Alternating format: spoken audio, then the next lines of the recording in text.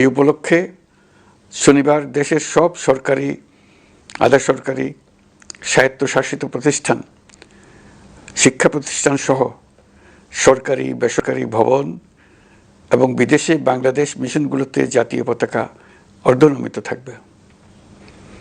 একই সাথে আগামীকাল শুক্রবার বাদ জুমা দেশের প্রতিটি মসজিদে শহীদ ওসমান হাদির রুহের মাগফিরাত কামনায় বিশেষ দোয়া ও মোনাজাতের আয়োজন করা হবে। আপনারা তাতে শরীক হন। অন্যান্য ধর্মের উপাসনালয়গুলোতেও আয়োজন হবে বিশেষ প্রার্থনার। আমি বিশেষ কৃতজ্ঞতা জানাই সিঙ্গাপুর সরকারের প্রতি। তারা হাদির চিকিৎসা অত্যন্ত আন্তরিকতা ও পেশাদারিত্ব দেখিয়েছেন। বিশেষ করে সিঙ্গাপুরের পররাষ্ট্রমন্ত্রী ভিভিয়ান বালাকৃষ্ণন, যিনি একই সঙ্গে একজন বিশিষ্ট চিকিৎসক, তার প্রতিও তিনি নিজে হাদির পরিচর্যা করেছেন, আমাকে নিয়মিত চিকিৎসা সম্পর্কে খোঁজখবর দিয়েছেন। এই নৃশংস হত্যাকাণ্ডের সঙ্গে জড়িত সকল অপরাধীকে দ্রুত আইনের আওতায় আনা হবে এবং তাদের বিরুদ্ধে সর্বোচ্চ শাস্তি নিশ্চিত করা হবে। এই বিষয়ে কোনো ধরনের শৈথিল্য দেখানো হবে না। বিপ্লবী রক্তে উজ্জীবিত এই তরুণ নেতা ওসমান হাদি ছিলেন প্রতিবাদের অনন্য প্রতীক। তার কর্মের মধ্য দিয়ে তিনি শুধু প্রতিবাদ নয়, দেশপ্রেম, ধৈর্য ও দৃঢ়তার অনন্য দৃষ্টান্ত রেখে গেছেন। আমি দেশের সকল নাগরিকের প্রতি আন্তরিক আহ্বান জানাচ্ছি, আপনারা ধৈর্য ও সংযম বজায় রাখুন।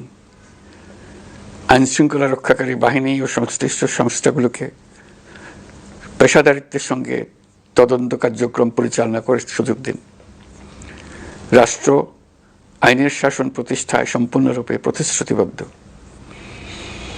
আমি আবারও স্পষ্টভাবে বলতে চাই, ওসমান হাদি ছিলেন পরাজিত শক্তি ফ্যাসিস্ট সন্ত্রাসীদের শত্রু।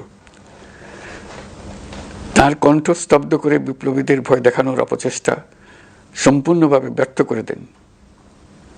ভয়, সন্ত্রাস কিংবা রক্তপাতের মাধ্যমে এদেশের গণতান্ত্রিক অগ্রযাত্রা কেউ থামাতে পারবে না। আমরা এখন গণতান্ত্রিক উত্তরণের চূড়ান্ত পর্যায়ে উপনীত হয়েছি। শহীদ হাদি ছিলেন এই প্রক্রিয়ার অবিচ্ছেদ্য অংশ।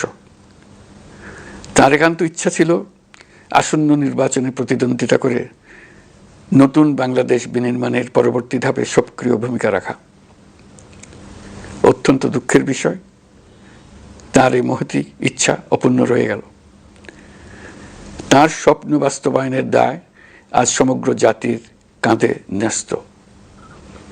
আগামী দিনগুলোতে আমাদের সবাইকে ধৈর্য, সংযম, সাহস ও দূরদর্শিতার সঙ্গে এগিয়ে যেতে হবে, যাতে নির্বাচন ও গণতন্ত্রের শত্রু ফ্যাসিস্ট সন্ত্রাসী অপশক্তিকে চূড়ান্তভাবে পরাজিত করা যায়। এই শোকের মুহূর্তে আসুন আমরা শহীদ শরীফ ওসমান হাদির আদর্শ ও ত্যাগকে শক্তিতে পরিণত করি,